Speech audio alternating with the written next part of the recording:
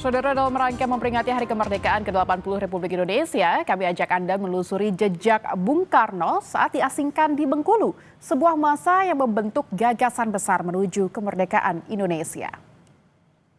Tahun 1938, seorang tokoh besar bangsa pernah diasingkan di kota ini. Tapi justru dengan keterasingan itulah lahir gagasan-gagasan besar tentang kemerdekaan dan persatuan Indonesia.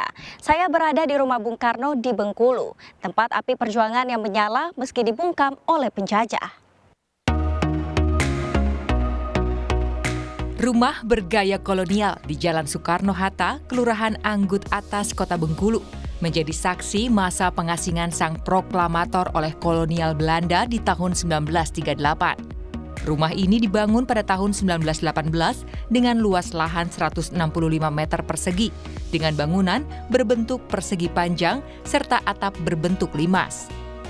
Selama diasingkan pada tahun 1938 hingga 1942, Bung Karno ditemani sang istri Inggit Garnasih dan anak angkatnya Ratna Juami.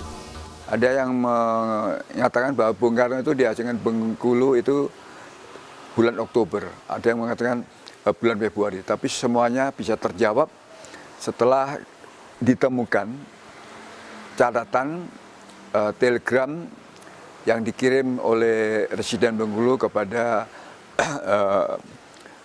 Gubernur Jenderal di Hindia Belanda di Batavia. Dan tanggal itu adalah sebagai laporan bahwa Bung Karno sudah tiba di Bengkulu pada tanggal 9 Mei 1938. Meski sedang diasingkan, Bung Karno banyak melakukan berbagai kegiatan seperti membuat grup teater yang diberi nama Monte Carlo, hingga aktif di organisasi keagamaan.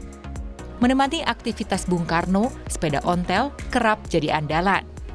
Hingga saat ini, bangunan kediaman Bung Karno di Bengkulu masih terjaga keasliannya. Di dalam rumah ini tersimpan rapi benda-benda peninggalan Bung Karno seperti lukisan, foto-foto, sepeda, meja kursi, hingga ranjang tempat beliau beristirahat. Ada pula koleksi surat cinta dengan Fatmawati yang ia temui saat menjadi pengajar di Bengkulu. Tak hanya perjuangan, cinta pun tumbuh di masa pengasingan. Fatmawati, gadis Bengkulu, kelak menjadi ibu negara dan penjahit sangsaka merah putih. Tokoh Muhammadiyah yang disebut dengan Hasanuddin, ini tokoh yang luar biasa. Dia begitu melihat Bung Karno ada di Bengkulu, dia ingin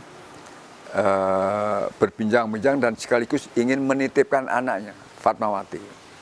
Akhirnya Fatmawati dibawa ke Anggut, kemudian dititipkan kepada Bung Karno agar bisa melanjutkan sekolahnya. Dan disitulah permulaan Bung Karno ketemu dengan Fatmawati yang pada saat itu ya masih remaja gitu. Rumah kediaman Bung Karno kini menjadi magnet wisata sejarah, membawa siapapun yang datang untuk mengenal kembali jejak perjuangan sang proklamator, sekaligus menumbuhkan rasa cinta tanah air. Tim Liputan Kompas TV, Bengkulu.